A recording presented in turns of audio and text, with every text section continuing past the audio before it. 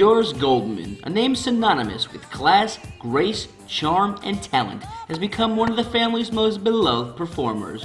Whether it's with her beautiful voice, award-winning dance moves, or her world-renowned kazoo playing, June is always the life and love of the party.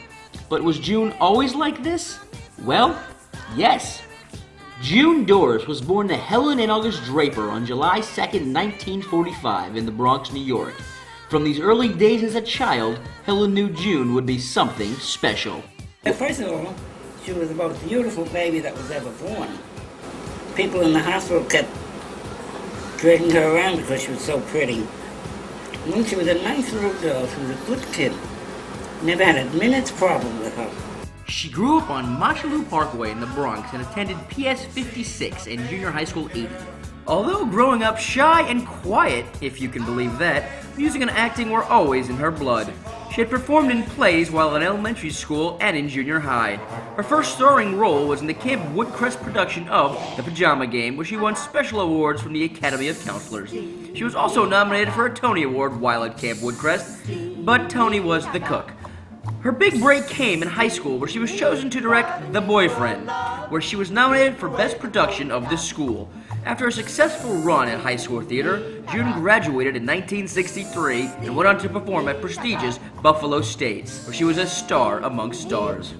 In 1967, after a 4-year run at Buffalo State, June decided to take her talents back to the city she called home, Broadway.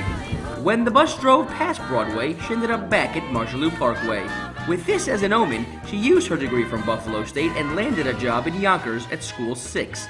After learning how little teachers make, she decided to get her master's and enrolled in night classes at Hunter, now Lehman College. 3 years and another teaching job later, she would have her master's. It was then she discovered that adding a master's degree really didn't add much to her income. While working toward her degree in 1968, June would come to meet her future husband Barry when both attended a picnic thrown by a mutual friend. Barry was a world traveler who would jet set with June to exotic places all over the world, including the Caribbean, the Far East, Europe, as well as all over the US and Canada. After a brief 2-year courtship, the two lovebirds were wed on August 16, 1970. The couple then moved into their new townhouse in Woodbury, Long Island. Shortly after their marriage, they began building their new home in South Setauket, Long Island, and moved there during 1972. In early 1973, Barry and June became the proud parents of their beautiful daughter Jennifer on January 5th. At this point, June became a full-time mom, thereby depriving the world of her teaching and entertaining talents.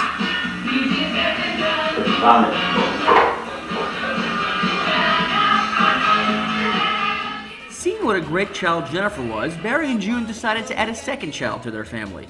On June 30th, 1975, their son Adam was born, just a few days shy of June's 30th birthday. Adam was not quite the calm child Jennifer was and became the terror of the family. It was probably that and the fact that she had 2 cesarean deliveries that made June decide that 2 was enough. She let it be known that if there were to be any more additions to the family, Barry would have to have them.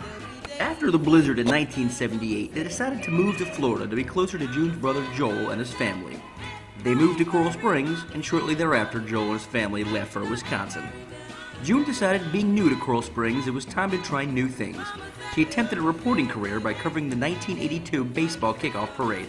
Unfortunately for her, the mic was off for the first 20 minutes.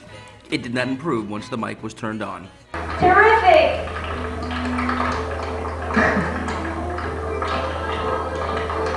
Isn't this super?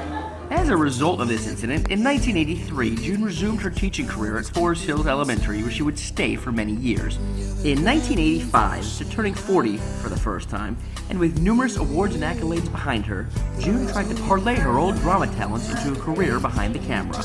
June was responsible for producing such noteworthy contributions as the TV series Body, Mind, and Health, Rainbow Productions, and Bye Bye Birdie at the sold-out Temple Beth Ann Youth Center.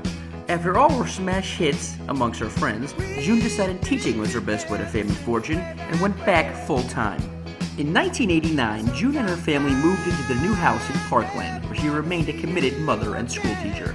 She continued to practice drama, however, with her numerous singing performances during car rides and at all family functions. It was during this period that June was introduced to the kazoo, which has become her favorite instrument of choice.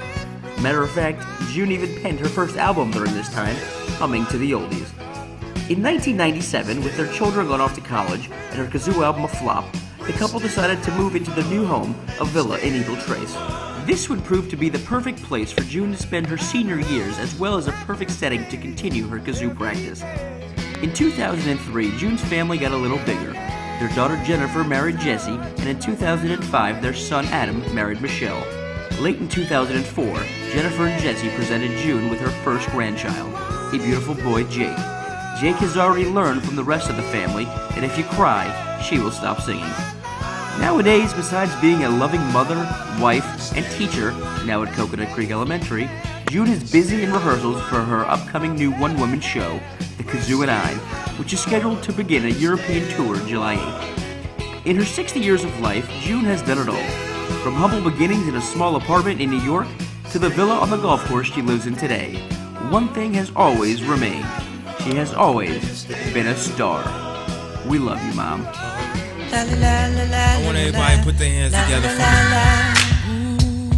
I want to talk about somebody real special tonight. Hey, mama.